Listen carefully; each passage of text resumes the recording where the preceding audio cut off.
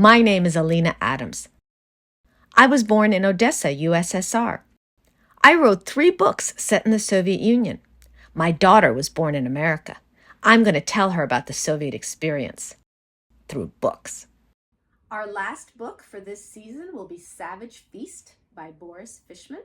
I first met Boris Fishman. We were on a panel together years ago. And since then, I found out fun things like he went to Princeton, the same way your oldest brother went to Princeton. And while he was at Princeton, he worked in Moscow, the same way that your oldest brother did, which is when we visited him. So basically, twinsies.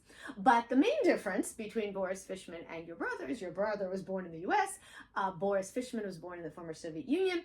And his book, Savage Feast, is a memoir with recipes, but it really concentrates on food. So we're going to be talking about food now.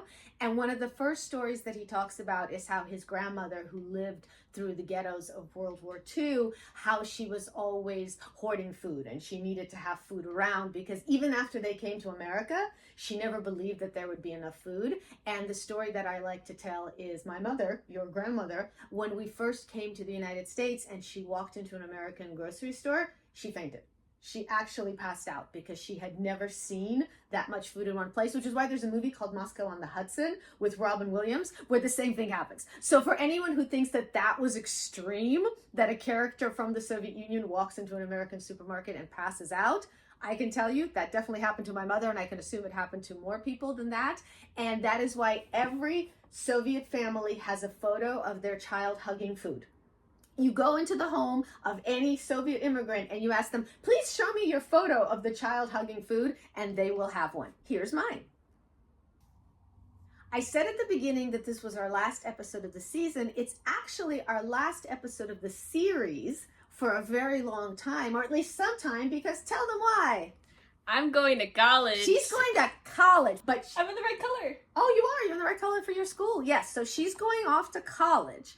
And this is the perfect episode to put together with how does food connect to home? When you think of home and food, what do you think about? I mean, there's some recipes that, like, even if anybody else made it, it goes to, like, you cooking. So I gotta say, like, cornbread pizza, fire dish. But even that's actually a really new one. Yeah, that's relatively new one. No, but the thing is... Sloppy Joes with the challah. Oh, yes. Okay. We call them sloppy Yosefs, and we make the meat, and I make it with salsa, and we put it on challah, and it really soaks through really well. But the other thing you need to know about me, well, you don't need to know about me, you're going to find out about me, is a recipe is a suggestion. A mood board. A mood board. Well, I mean, very often I might have taken a recipe for pork with lemon and eventually it became turkey with orange.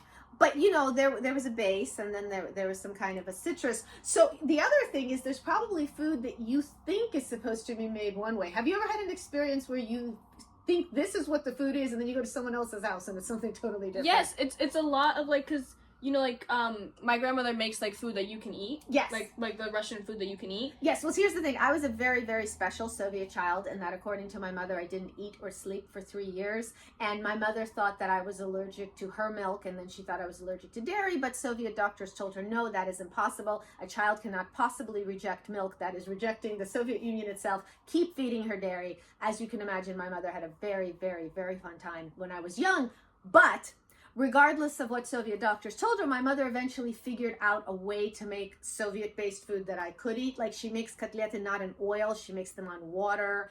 And when she makes mashed potatoes, she doesn't put milk into them or cream. And so there's all these foods, even before me, there's all these things that you think are typical Soviet foods, which are actually more Soviet foods modified to me. So, like, we do beef stroganoff with yogurt instead of a heavy cream. So, did you ever have... that was shocking. Yeah. Yes. Did you ever have real stroganoff? No, but I saw, like, I saw, like, and I was like...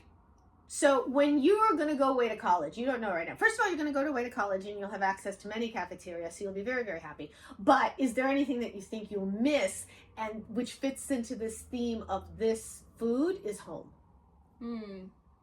Veggie wheels. Oh, veggie.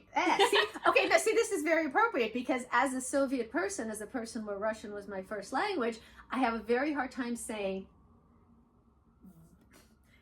veggie wheels. But I used to make them for the kids all the time because they're very healthy. You take a cucumber and you chop it up, and then you take a small baby carrot and you stick it right through the middle, and it's a wheel, and it's really fun, especially when you need to pack into like preschool lunch bags. But as you see, I have such a hard time saying it. I can make it faster than in the time it could take me to say it.